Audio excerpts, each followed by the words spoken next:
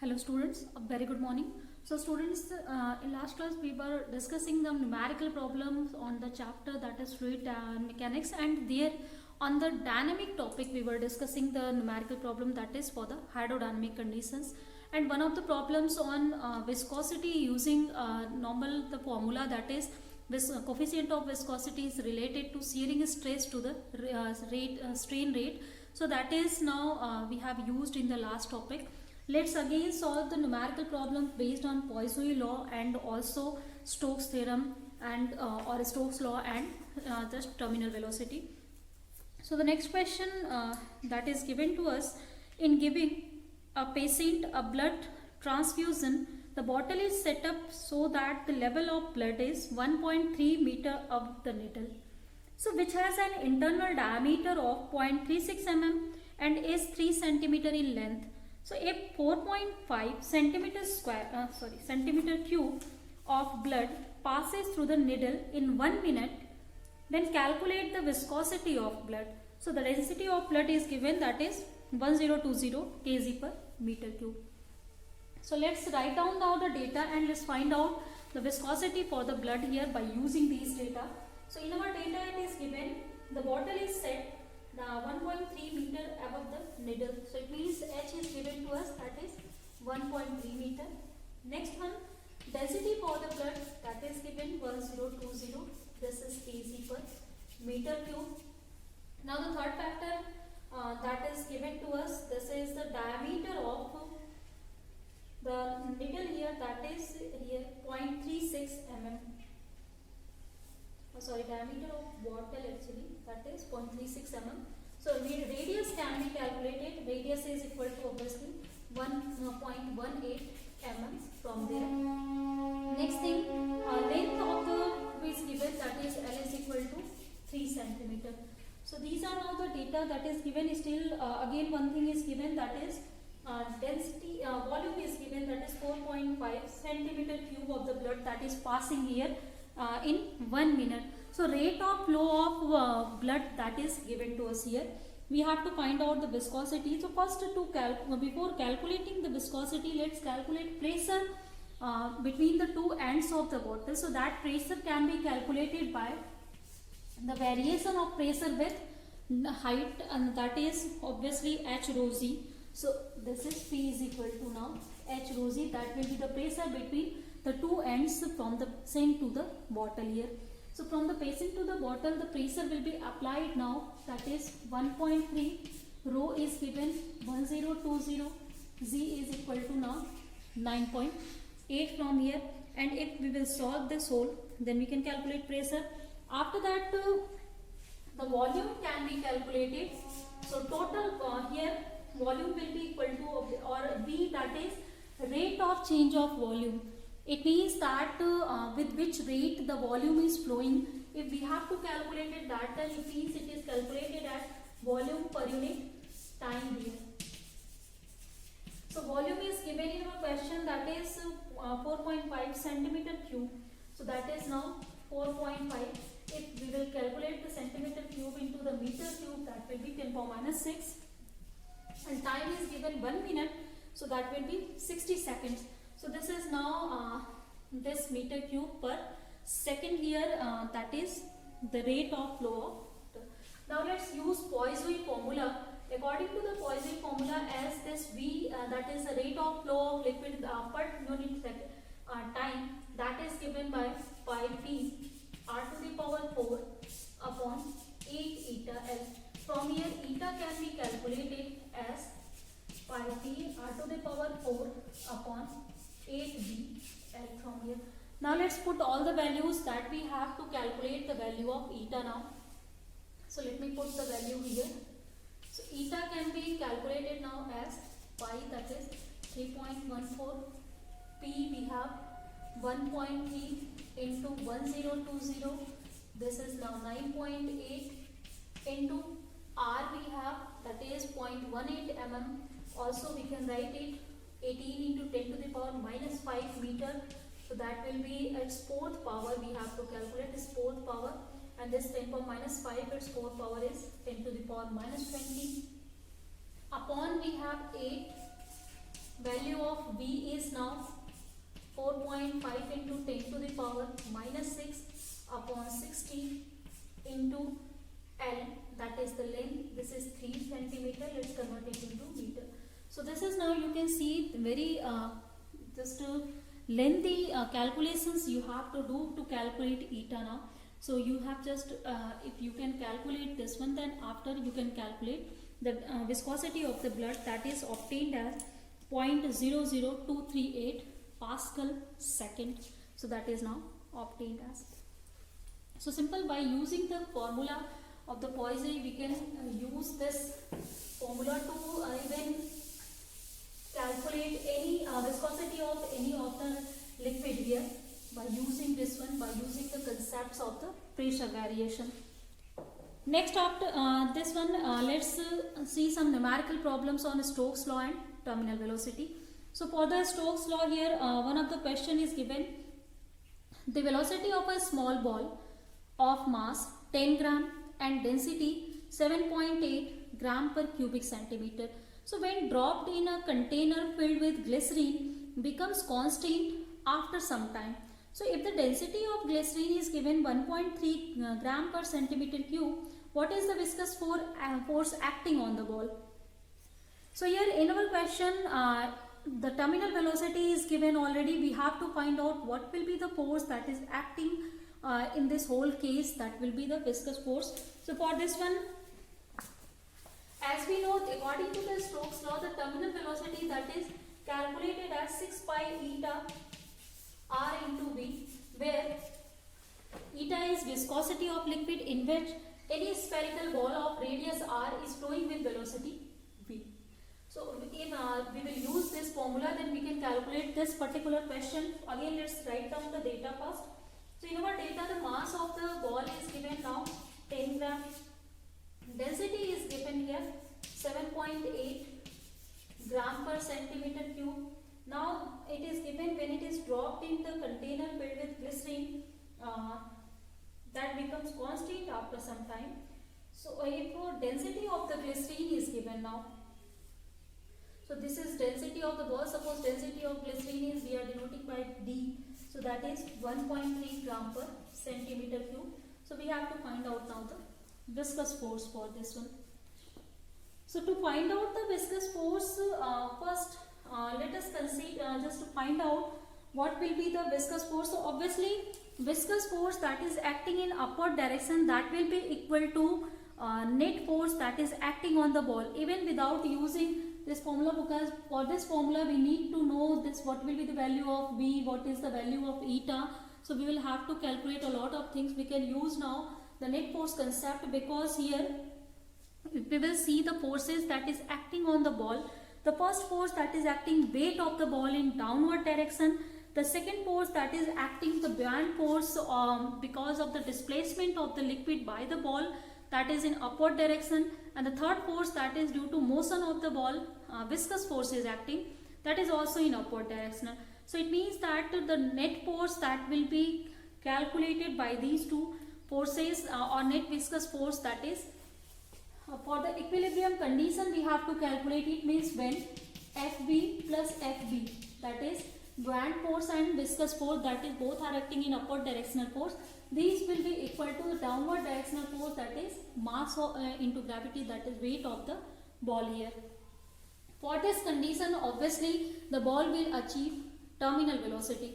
So if we have to calculate this force Fb, so that will be equal to mg minus Fb. We have to calculate this one. We have first this one, then this one.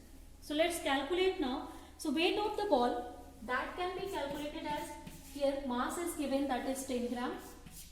G for this we can write now 980 here, that will be 10 into 980 time. Now minus Fb is what? Fb is the here buoyant force acting on the ball. So buoyant force acting on the ball will be weight of the liquid displaced here, and weight of the liquid displaced can be find out by mass into gravity, means mass displaced by the liquid into gravity. So that mass can be calculated by volume into density of liquid, that is density of glycerine D into Z from here. Now in the next line, here this will be obviously equal to 9800, then minus V, that is the volume of the ball. Volume of the ball can be calculated by mass per unit density here. So if you will use this one, that is mass per unit density, we have 10, that is mass. Density for the ball is given 7.8. So this will be 10 upon 7.8 into density of the glycerine, that is 1.3, into Z again, that is 980 we have. So if we will solve this expression now, we can find out the value of the viscous force that is wholly acting on this one, and that is obtained after solution as 8.166 into 10 to the power 3 times. This is the value of viscous force that is acting on this ball at in that particular situation when the ball has received its terminal velocity. After this one, next question is given: with what terminal velocity will an air bubble 0.8 mm in diameter rise in a liquid of viscosity 0.15 Newton per meter square second and a specific gravity 0.9? It is given a specific gravity of air 0.001293. What is the terminal velocity of the same bubble in water if coefficient of viscosity for the water is given 10 to the power minus 3 Newton per meter square second? So let's now use this formula, this whole data to find out the terminal velocity of an air bubble here. So first again, let's write down the data here. It is given that we have an air bubble that has diameter 0.8 mm. So we can find out first radius. So that will be 0.4 mm. Next one, here for the liquid first. For liquid, the properties are given. The first thing, that is viscosity for that liquid. It is given 0.15 Newton meter square second here, and specific gravity is given. This is given 0.9. So we can now find out here the density of liquid from here. So density of liquid, that will be sigma here 0.9 into density of water. So that will be obviously 10 to the power 3 kg per meter cube. So as a specific gravity is what, that is the correlation with the density of water when we are relating any liquid's density with water. So that can be calculated by multiplying the density of water in this one. Next one, specific gravity of air is also given. So specific gravity for air, this is given in our question 0.001293. So we can calculate now the density of air from here. So density of air will be equal to obviously specific gravity into 10 to the power 3 again. So it will be 0.001293 into 10 to the power 3 kg per meter cube. So these are now the two data that we have just found out. Now next one, let's again solve our problem. We have to solve the terminal velocity achieved by this air bubble in that liquid. For that one particular liquid, there is the properties are given. So terminal velocity, that is given by the formula here. This is Vt is given by 2r square rho minus sigma into Z upon from here 9 of eta. So let's find out now. So 2 into here r we have, that is 0.4 mm. We can write down it in the terms of also meter. So this will be 4 into 10 to the power minus 4 meter.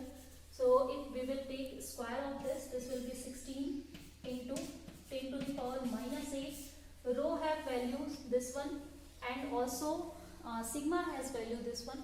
So we can use now these two also lines here. So let's put the value 0.01293 minus of 0.9 into 10 to the power 3 into now Z, that is 9.8, and upon 9 into eta, we have the value of eta for this liquid, that is 0.15. So if we will solve now this whole of the equation, then we can find out what will be the terminal velocity of the air bubble in this liquid for which viscosity is given. So that's value is find out to be minus 2.09 into 10 to the power minus 3 meter per second. So this is answer for this question. Here minus sign, it is showing that the air bubble will start to rise up in this liquid for which this viscosity is given and specific gravity is given. So it means it will not go to the down, but it will move in upward direction. Now again let's see for the second question. In the same here, the second part of the question we have, what is the terminal velocity of the same bubble in water, and is where the coefficient of viscosity for water is given, that is 10 to the power minus 3 Newton per meter per second. So here only for the water, what is changed?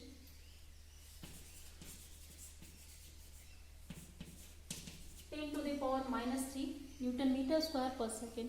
And also we know the density of water is 10 to the power 3 here. So let's just rub this one factor. Now velocity or terminal velocity's formula is again same. Let's use the same formula now to calculate the terminal velocity. So again if we will put the values now, this will be 2 into this is 16 10 to the power minus 8. Rho we have, that is 0.001293 minus of 1 into 10 to the power again 10 to the power 3, and then into 9.8 and upon again 9 into eta we have, that is 10 to the power minus 3. Now if we will again solve this whole of the problem, then terminal velocity here obtained as minus 0.348 meter per second. So it is minus 0.348 meter per second. Again for water we are seeing, for this air bubble, it has the terminal velocity's direction as in upward direction, means this air bubble will again rise up, it will not go to the bottom of the water level. So this is the two questions that we have taken for them. Different viscosities are there, but for the air bubble it is always moving in upward direction because of its density.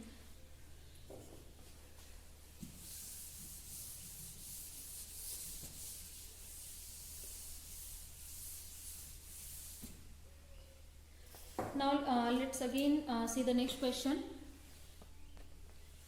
So next one is here, 8 spherical raindrops of equal size are falling vertically through air with a terminal velocity of 0.10 meter per second. So what should be the velocity if these drops were to combine to form one large spherical drop?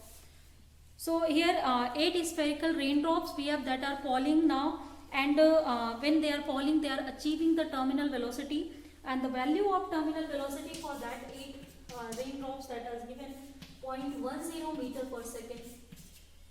So we have to find out what will be the terminal velocity when they all will combine and they will form only a single drop. So let's find out it for this. First of all, suppose for the larger drop the radius is capital R, and for the smaller drops that has radius small r. And now as we know, if the 8 drops they will combine together, then their volume will be same as the volume of the larger drop. So it means that the volume of the larger drop that will have the volume that is 4 by 3 pi r cube. This will be equal to 8 times volume of one smaller drop, that will be 4 by 3 pi r cube. So from here this is cancelled out. So r cube is obtained as 8 of r cube, or finally we will get r is equal to 2r from here. Means now this larger drop will becomes 2 times radius of the first one. Now again let the terminal velocity of a small drop, that will be v1, and the terminal velocity of bigger drop, that is v2. So we can use now the velocity formula for the terminal velocity, that is obviously equal to vt is equal to here 2r square rho minus sigma z into here 9 of eta. So this is the formula we have.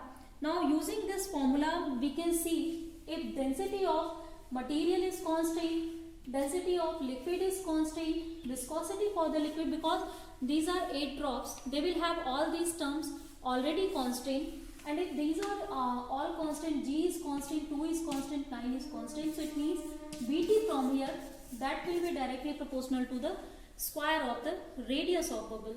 So if the first one has velocity v1, second one has v2, so it will be equal to here r1 square to the r2 square.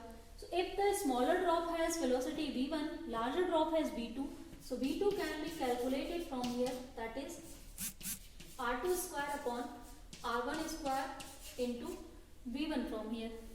So let's start put now the values here. So v2 can be calculated finally as r2 is what, that is the radius of larger drop. So r2 is 2r, so we will have here 4r square.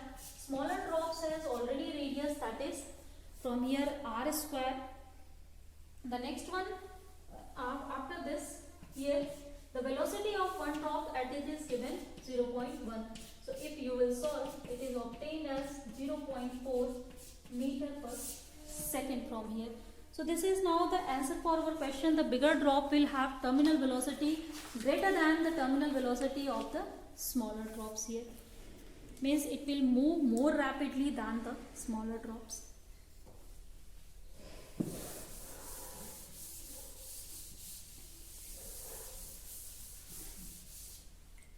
Now students, after this one, let's move further for our topics in the chapter again, that is in hydrodynamic. If again now for the equation of continuity, and also how can we understand the flow of any liquid in any tube. Then for that one, suppose the liquid that is flowing in any tube, that is of ideal type. Now what is the ideal type liquid? The liquid that has nearly zero viscosity, means that is not just opposing any kind of relative motion. So as if it will not oppose any kind of in its relative motion, then that time no energy will be dissipated there. So all of the energy that it will carry at one point, that will be equal to the last end even when it will go. So it means we can now talk about the conservation of mass and energy here also.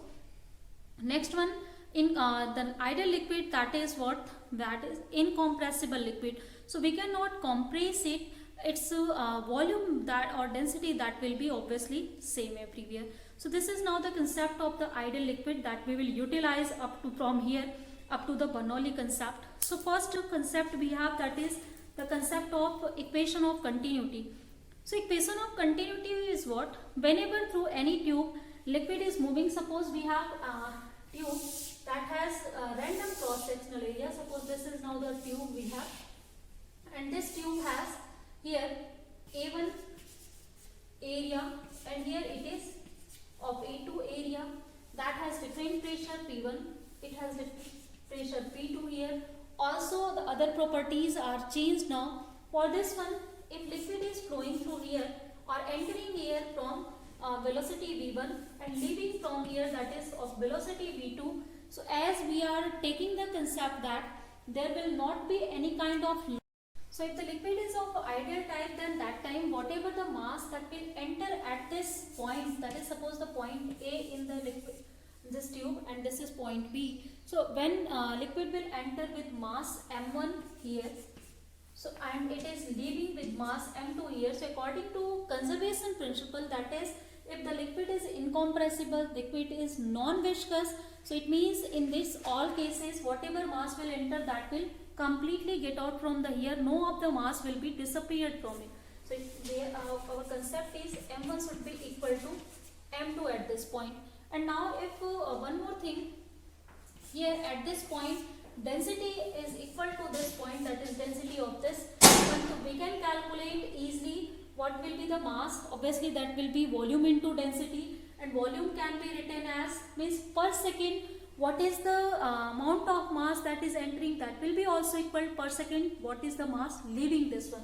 So per second if we will calculate the mass, that will be equal to A1 V1 into density, and that should be equal to here A2 V2 into density from it. So this is the per second mass entry, this is per second mass leaving. And now we can write down this one for incompressible liquid. A1 B1 should be equal to A2 B2, and finally this AV will be constant. So this is now known as equation of continuity, that is showing whenever there will be the change in velocity, there will be also change in area. Means for the smaller area greater velocity will be for the liquid, and for the larger area smaller velocity for the liquid we will have. So now I think this introduction or this revision on the even equation of continuity is clear. So let's solve the numerical problem on this one also in next class. So thank you students for today now.